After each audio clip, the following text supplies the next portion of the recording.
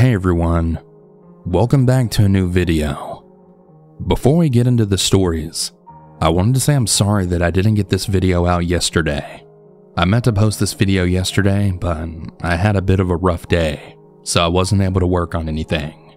But nevertheless, I'm here now. I also wanted to mention that I'm going to be having a new schedule. I'm still going to be posting 5 days a week, but instead of Monday through Friday, it's now going to be Sunday through Thursday. I don't know how many of you actually care about that, but I still wanted to mention it. All that being said, if you have your own personal true scary story that you might want to share with me, you can do so by sending it to southerncannibal.com. Now that all of that's out of the way, let's get into the stories. And remember to always stay hungry. The story happened when I was 14 years old. I struggle with anxiety quite badly, and I have a few methods that really work to ease it. One of those methods is walking my dog around the neighborhood at night. I know it's stupid to say that walking around at night saves my anxiety, but I truly was a night owl, and I could never really sleep at night. And with it being so quiet and peaceful, and no one else being around, it really did feel like the best time to walk. I also lived in a relatively peaceful neighborhood, and nothing really bad happened besides small things, but never anything like what happened to me. And it would definitely change my perspective on those little neighborhoods that you would always think were the safest for children. Like I stated before, I usually can't sleep, which is why I'm a night owl. So one night, I was feeling pretty anxious, and I took my dog out and we walked around the neighborhood. Now, I would usually take the same route every time I walk. That way I know how long the walk is and exactly how long it'll take me to get back, just in case I don't want to be out anymore. My dog is small, but I still take her because she's quite paranoid, and she'll bark at anything, even a bird. But it doesn't really bother me when she does that, because it keeps me alert just as she is. She's a Dachshund Chihuahua with huge ears, so I highly doubt that she wouldn't hear anything. It was around midnight when I started to walk. The sky was really clear, so the moon lit up the whole neighborhood very well, and it just felt very calming. As I got about a quarter way through my route, I saw a red pickup truck with really tinted windows drive by. It seemed like he was slowing down when he was passing me, but I didn't really want to assume anything or freak myself out because I was already really anxious, and the walk was really helping me, so I didn't want to stop. But just to be safe, I did take a shortcut that went into a neighborhood that was mainly for older people, and I was off the main road in the neighborhood. The red truck had a pretty loud engine, so when he drove away, it was very apparent to where he was. But when I heard him come back, that's when I got a little weirded out, because it made no sense. Why would he need to drive back in a matter of like 2 minutes? But I'd gone down the street, so I don't think he could have seen me. But I could still hear his truck going down the same way that I would have been walking. Unfortunately though, the street that I did take still leads to the main road again, and I was back on the main road and continued walking. That's when I saw headlights, and I realized it was the red truck yet again. I did get a little freaked out this time because he's now gone back twice now to where I would be walking, and he passed me slow again this time, but then he turned down the street that I would eventually be passing. So at that point I decided to turn around and cut through this side street again, but then go on the other side of the road. Not much time passed before I then heard my dog then start to bark, and I then turned around immediately. My first thought was that someone was behind me, and I was right. There I was, the man in the truck, but it looked like he was on the phone and talking to somebody. I didn't brush this off though, as I've seen too many movies to know what's going on.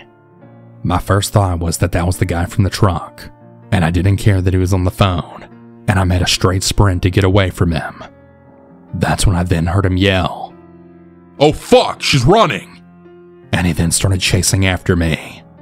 I continuously looked back, and I even had to pick up my dog because her little legs couldn't keep up. I don't know if it was adrenaline or just the fact that I was fast, but I somehow lost him by turning a corner, then cutting through 2 fences, and then hiding on the other side of the house. I'm not sure if he saw me, but his footsteps definitely stopped, so I tried to keep moving so that he wouldn't keep looking for me. I was walking in kind of a crouched position, and I also had my hand around my dog's mouth because she definitely does bark at every little thing, and I didn't want her giving away where I was.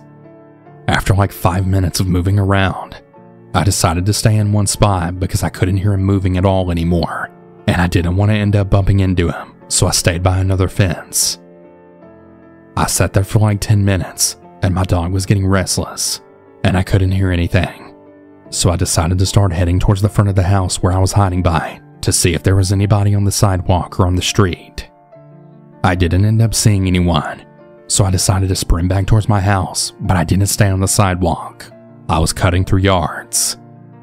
The only thing I had to do now that was out in the open was go across the street, so that way I could make it back through the yards.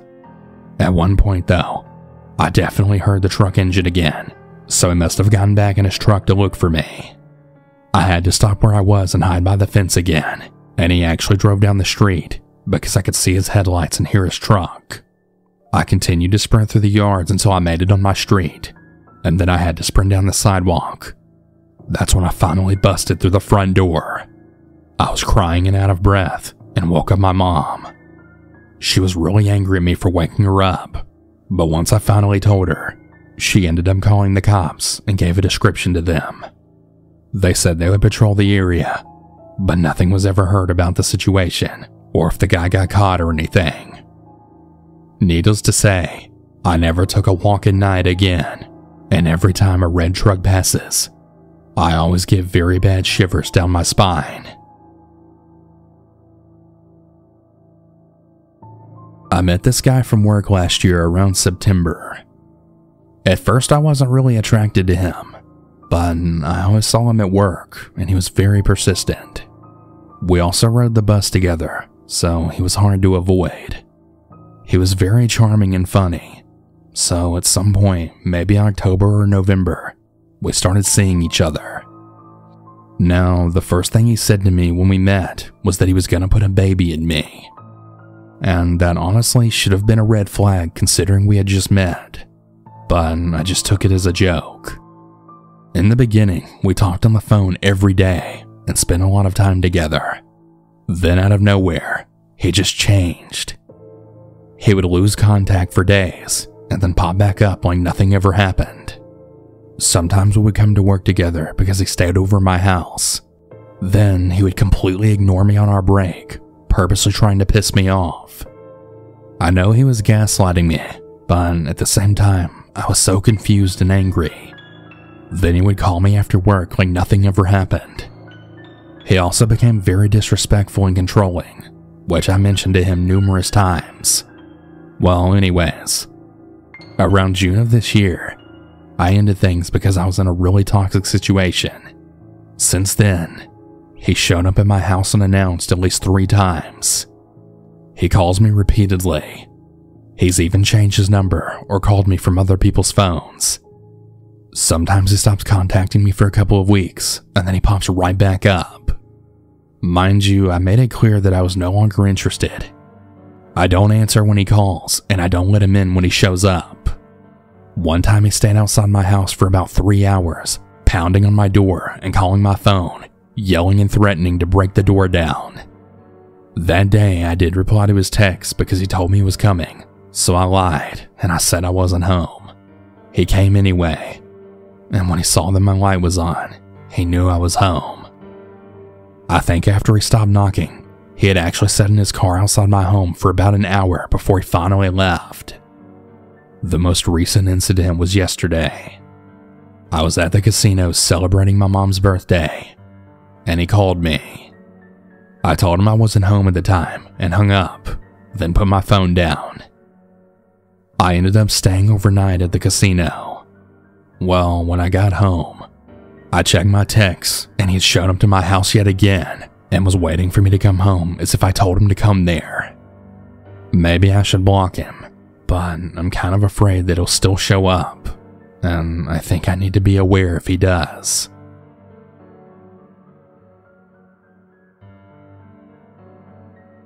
This happened in the fall of 2018. For reference, at the time of this story, I was a 19-year-old girl living in a medium-sized city in Georgia. I had gone downtown to hang out with a few friends from school for a late-night dinner. After eating at a Mexican restaurant, we had walked around downtown enjoying the cooler weather and the really nice breeze before going our separate ways.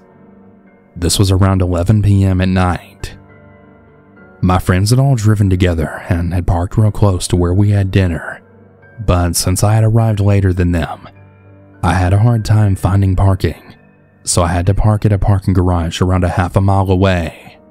Well, I had about 4 or 5 blocks until I reached my car. After walking 2 blocks, I had passed this older-looking homeless man sitting on the sidewalk with a sign that said, "Hungry, anything will help." We made eye contact, and it was then that he asked me for some money. Now, I never carry cash on me, so I gave him an apologetic look, and I told him I didn't have anything to give him. He looked me up and down a few times, and I stood there very uncomfortable, until I just started to walk away. It was then that he got up from where he had been sitting, and then started walking right behind me. I pretended I didn't notice him, and I picked up the pace and walked a little faster. I only had a couple of more blocks to go until I got to my car, but it felt like miles. I turned around every 5 seconds or so to see how close he was to me, and each time I turned around, he'd be even closer. I started going through my purse to get out my knife and pepper spray, just in case he tried something. Feeling emboldened by having a knife and pepper spray, I turned around and yelled, "What the hell do you want?" He got this angry look on his face and started giggling creepily, reaching into his pocket for something. I didn't stick around to see what it was, and I took off, running the last few blocks to my car. I eventually got to my car and drove home crying and shaken up. I told my parents what happened when I got home, and they told me that the next time that happened, I needed to call the police. I know nothing actually terrible happened to me in this story, but not knowing what he was reaching into his pocket for is something that still keeps me up at night sometimes. God only knows what he was trying to grab. Thanks for listening to my story, and please stay safe out there. There's some really crazy and disturbed people walking among us.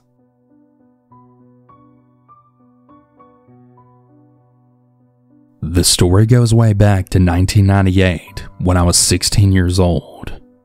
I was with my 2 other friends who I'll call Ben and Jake for privacy reasons.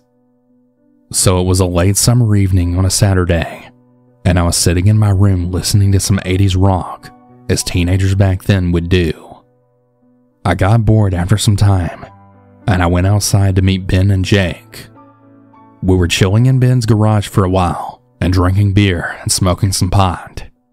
We got bored pretty quickly, and we went out to do some teenage shit.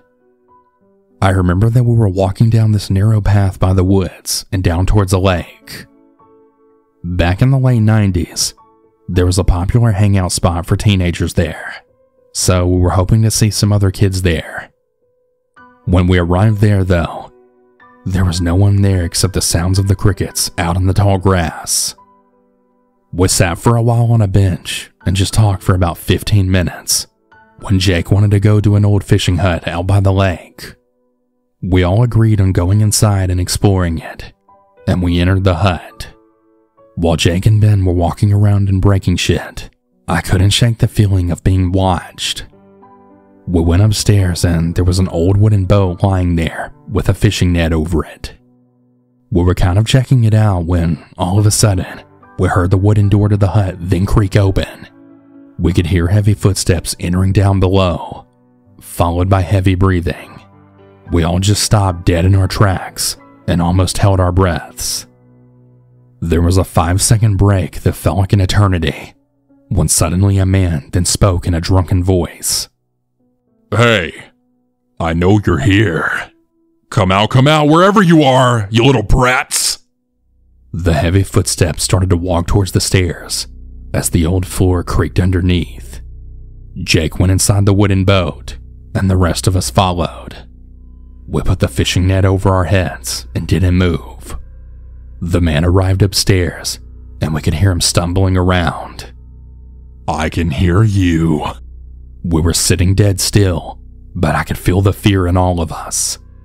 The man was walking around and moving stuff. I was trying to think of a plan to escape without being caught, but we were literally like sitting ducks. Suddenly, we could feel the fishing net being ripped off. Oh, here you are! Jake reacted the fastest, and he pushed him away so that the man fell on his back. We all ran like hell out of there and through the tall grass into the woods. We could hear the man give a chase, but gave up, probably due to his drunken state. We all went back to Ben's garage and fell into the couch out of exhaustion.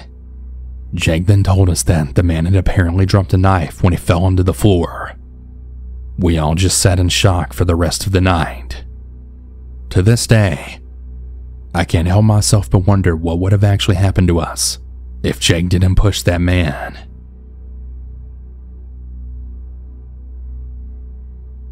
I still remember everything about that day. The weather, hot and dry. The work, easy and mindless. But mostly, I remember the moment my life was stolen from me. Stolen by a stranger, and I was the one who handed it to him, with a smile no less. I'm a small woman, 5'4", 90 pounds soaking wet, mixed race, Italian and black. I was just a few weeks into a new job in town, and things were going beautifully. I was the sole employee working in a storage facility. It was easy work, showing units, renting units, taking payments, and so forth. At this facility, all of the storage units were in rows behind an electronic gate. Customers would pull up to the gate box and enter their code. The gate would open and they would drive through. I could monitor this through a window that just sat above the keypad. If I looked up and caught a customer's eye, I would smile or nod, just trying to project a friendly demeanor. There was no forewarning that my brief smile was about to turn my life into a nightmare. He looked, for want of a better word, normal. He was a young man, mid-20s maybe, average appearance, tall and fit. I saw his gaze, but it felt like more than that to me. I looked up from my computer, and I saw him staring at me very intently. I gave him a brief smile and went back to my work. He stayed at the gate for a bit longer than normal, but I just ignored him. Finally, he went on his way. This became an everyday thing. He would show up and just sit outside the gate, staring intently through the window at me. It didn't take long before I started to feel very creeped out. On occasion, I would be outside sweeping or cleaning, and I would feel the eyes on me. A quick turn, and there he would be, at the corner of a building just staring. He would smile or nod, and I would return the gesture before returning to my work. He didn't approach or try to talk to me, just the unnerving stare. I even convinced myself then he was possibly impaired cognitively, or even autistic maybe. And each time it happened, I would shrug it off, give myself a mental shake, and carry on. I can't say for certain how long it was when I saw him away from the facility, but I guess it was about a month or so on. I was grocery shopping, and I turned into an aisle, and there he was. It startled me, and I made a sound of surprise. "Oh, sorry about that," I said, maneuvering around him. No problem, beautiful. You can mow me down anytime. His voice was deep and smooth, and it made my skin crawl. I gave a flustered laugh and practically ran down the aisle. At the end, I glanced back to see him standing in the exact same place, staring at me. Always staring. This continued for several weeks. It began to seem that anywhere I went, he would be there. He didn't approach or try to initiate a conversation. He would just lurk in the corners and watch me. I could feel myself getting anxious and even paranoid, my gaze darting this way and that, always searching for him. I even developed a kind of sixth sense. I could tell he was somewhere around because my skin would always trickle and flush. My friends dismissed it, saying that he probably just wanted to ask me out. They urged me to just ignore him. I tried. I really did. That is, until the morning I woke up very early and pulled open the drapes on my front windows. There he was, standing in my front yard, staring in at me with a very creepy smile on his face. I gasped and jumped back, stumbling over a coffee table and falling on my bottom. I scrambled to my feet and looked out the window again. Gone, as if he had never been there, as if it was some sort of figment of my mind. The next time I saw him, I gathered up my courage and confronted him. "What were you doing in my yard?" He looked at me as if I had grown 2 heads. Your yard?" he said in a puzzled tone. I wasn't in your yard." "Yeah, you were," I stammered. "You followed me shopping, getting coffee." He gave me a look of amusement and said, "It's a small town. It's not that unusual to run into people." And then he chuckled and walked away. I stood there shaking, hyperventilating. I wasn't crazy. I hadn't made this up. I stormed back to the office and I pulled up his records on the computer. Strike 1. The unit was rented to a company. Strike 2. People with access were listed only as staff. I called the listed number and spoke with the business owner. I explained what was happening, described Mr. Creepy, and I asked who his employee was. There was a long pause. Finally, the man then said, "Miss, I have 3 employees, but none of them are the person you're describing, I assure you." Strike 3. It was a gut punch. I managed to convince the man to change his security code, however, so that would keep Mr. Creepy from getting access to the site. Then I went to the police station and I lodged a complaint. As I didn't have a name or any information, there really wasn't much they could do, but at least the detective told me there would be a file. A couple of weeks passed without a single sighting of my stalker. I was thrilled. I even began to relax slightly. I began to believe that I had scared the creep off. I think that is why the returning pricking of my skin then hit me like a brick wall. It was early evening, and I was finishing up some raking in my yard when I felt it. "He's here," my mind screamed at me. My head swiveled as I then scanned every bush and tree, each corner and car. Nothing. I hurriedly put away my rake and scurried into my house, locking the doors and checking windows, closing drapes and blinds. I grabbed a long knife from my kitchen drawer and pulled a canister of bear spray from a junk drawer. Then I sat down on my sofa, twitching and jumping at every creak. Hours passed with nothing happening, and my adrenaline just drained away. Eventually, I drifted into sleep. What woke me was the slightest of sounds. I blinked away the fatigue and shook the fuzziness from my brain. Night had descended as I'd slept, and the room was only lit by a small nightlight in the hall, but it was enough to reveal the man standing less than 2 feet away from me. I screamed and lunged. I thrashed about, finding my bear spray just as he grabbed my throat. I tried to spray him, but he was facing the wrong direction. I struggled to aim it at him while I kicked and squirmed beneath his weight. Finally, I hit my mark, and he screeched, releasing his hold on my neck to claw at his eyes. It was enough. I managed to wiggle free and run. I ran out the front door and down the street, screaming at the top of my lungs. Lights turned on left and right, and front doors yanked open. I ran into the arms of an elderly neighbor, and I sobbed hysterically. The police were called, but by the time they arrived, my attacker had escaped. I was taken to the hospital and treated for minor wounds and major shock. The figure must have snuck inside while I was in the yard raking. They found a sort of nest in my closet where he was hiding, just waiting for the right moment. I left that town shortly thereafter, and I never told anyone where I was going. Mr. Creepy has never been caught, and I fear that he's out there, stalking another woman. I still live in fear. My life now includes a security building, cameras, and self-defense classes. All I know for sure is if you feel something wrong, pay attention to it. It can save your very life. It saved mine.